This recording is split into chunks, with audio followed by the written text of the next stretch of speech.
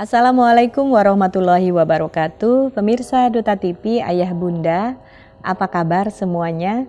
Semoga semua dalam keadaan sehat ya.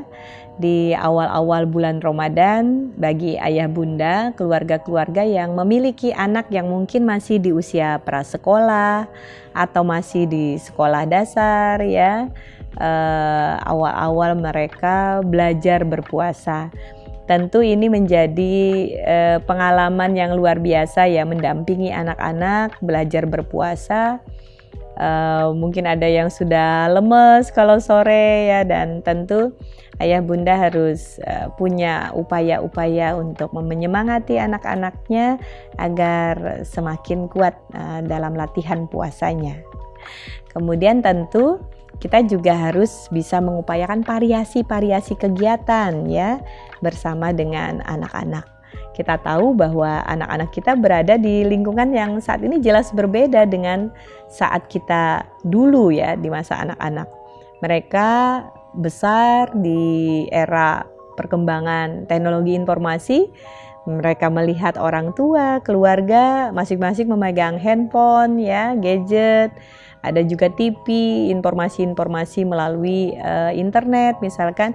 Ini menjadi sebuah tantangan untuk kita semuanya mengatur screen time ya, waktu di mana anak-anak kita berinteraksi dengan layar apapun, layar TV, kemudian handphone ya, kemudian komputer misalkan. Ini bisa menjadi pengalaman yang sangat bervariasi di antara para orang tua, keluarga-keluarga untuk mengatur hal tersebut. Nah, saya ingin mengajak untuk Ayah Bunda, keluarga-keluarga yang ada di Kota Banjarmasin dan sekitarnya, tidak ada salahnya kita memvariasikan kegiatan anak-anak dengan membacakan buku atau kita mengajak mereka membaca bersama ya. Kali ini saya masih dengan buku Rasulullah Teladan Utama. Mudah-mudahan ini bisa menjadi salah satu referensi untuk kita mendekatkan diri kita, keluarga kita, dan anak-anak kita dengan sirah nabawiyah, perjalanan hidup baginda Rasulullah. Setelah sampainya wahyu yang pertama kepada baginda Rasulullah di Gua Hira, beliau kembali ke rumah. Beliau meminta kepada istri beliau, Ibunda Khadijah radhiyallahu an, untuk menyelimuti beliau.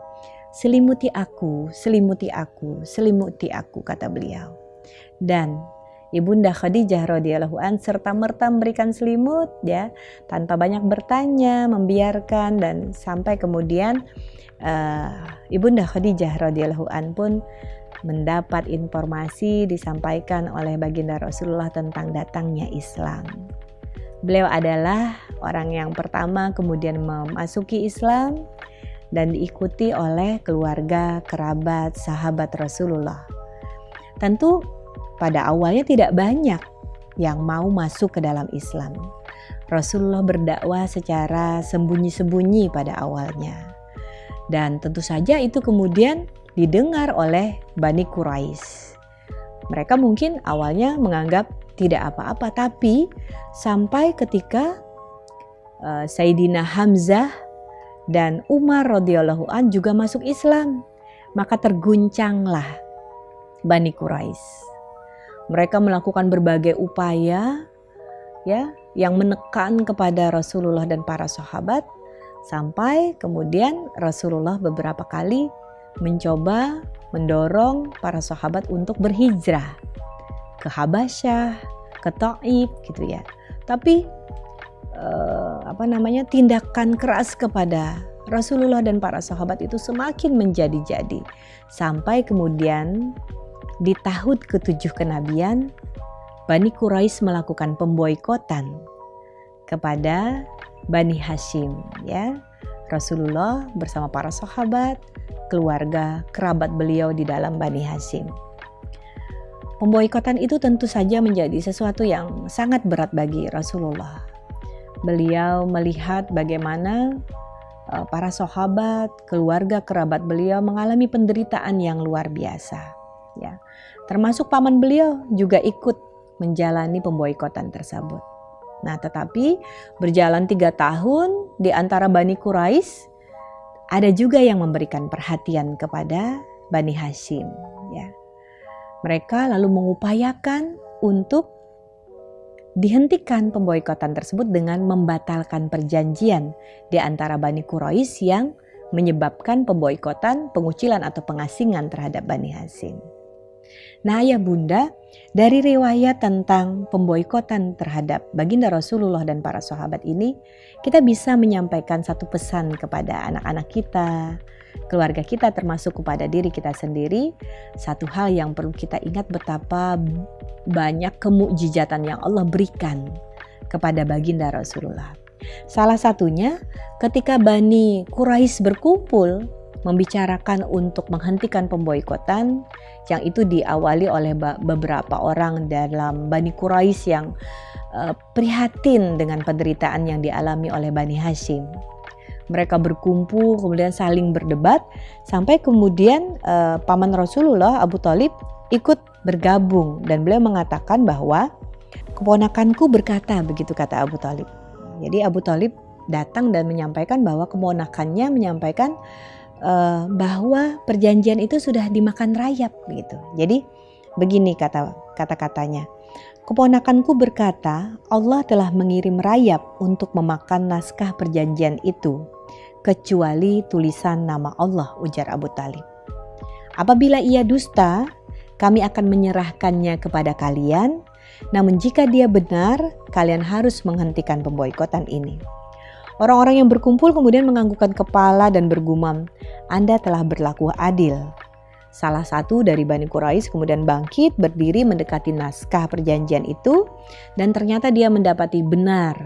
Benar, ternyata rayap telah memakan kertas perjanjiannya, kecuali tersisa tulisan Bismikallahumma. Masya Allah. Ini sebuah mukjizat yang luar biasa dan disaksikan oleh semua Bani Quraisy pada saat itu, sehingga kemudian diakhirilah pemboikotan terhadap Bani Hashim dan Bani Abdul Muthalib. Mereka kemudian keluar dari tanah pengasingan. Mereka berbaris dalam barisan yang rapat sambil berlari-lari kecil keluar dari pengasingan. Masya Allah. Ini menggambarkan kepada kita bagaimana para sahabat, termasuk juga Bani Hashim lainnya, ingin menunjukkan kekuatan bahwa mereka tidak lemah. Dan mudah-mudahan kita juga mengambil pelajaran bahwa sebagai muslim, muslimah, kita harus menyiapkan diri kita menjadi pribadi yang kuat gitu. Tidak menjadi seseorang yang lemah ya. Supaya kita menjadi orang-orang yang dibanggakan oleh umat Islam. Dan juga dengan kekuatan, kemampuan kita, semestinya kita bisa memberikan yang terbaik kepada lingkungan kita, dimanapun kita berada. Nah, tentu saja ini menimbulkan kebahagiaan bagi baginda Rasulullah. Tapi ternyata kebahagiaan baginda Rasulullah itu tidak lama.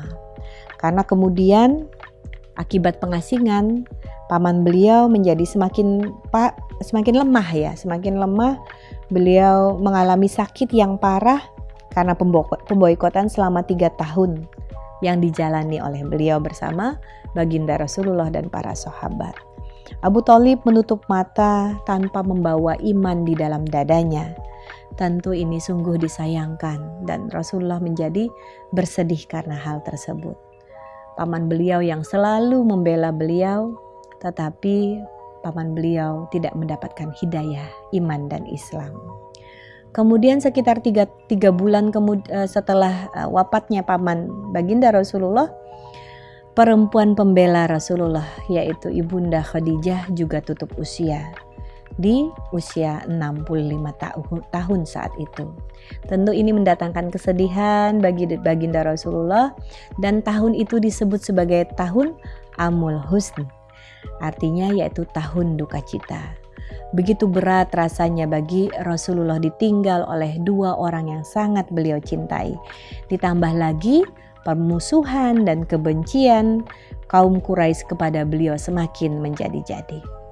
Namun kita harus tahu bahwa di dalam riwayat kemudian Allah memberikan hadiah hiburan kepada baginda Rasulullah, yaitu dengan Isra dan Mi'raj ya. Ini kemudian menjadi pengingat kepada kita agar tidak berlarut-larut dalam kesedihan. kita memang pasti akan mengalami kesedihan dalam suatu waktu di kehidupan kita. Namun kita tidak boleh berlebihan dan larut dalam kesedihan, karena ketika kita yakin ada Allah bersama kita, yakinlah bahwa Allah akan menghapus kesedihan dan menghibur hati kita dengan nikmatnya. La tahzan, innallaha ma'ana. Jangan engkau bersedih, sesungguhnya Allah bersama kita. Di dalam Quran surah At-Taubah ayat 40. Ya, ayah bunda, mudah-mudahan apa yang saya sampaikan ini menjadi pengingat untuk kita semuanya, lebih khusus untuk diri saya pribadi. Mudah-mudahan kita semakin memotivasi diri kita untuk berdekat-dekat dengan sirah nabawiyah, sejarah kehidupan baginda Rasulullah, agar kita semakin mencintai baginda Rasulullah dan kemudian semakin kuat dalam iman dan Islam, juga menegakkan sunnah-sunnahnya.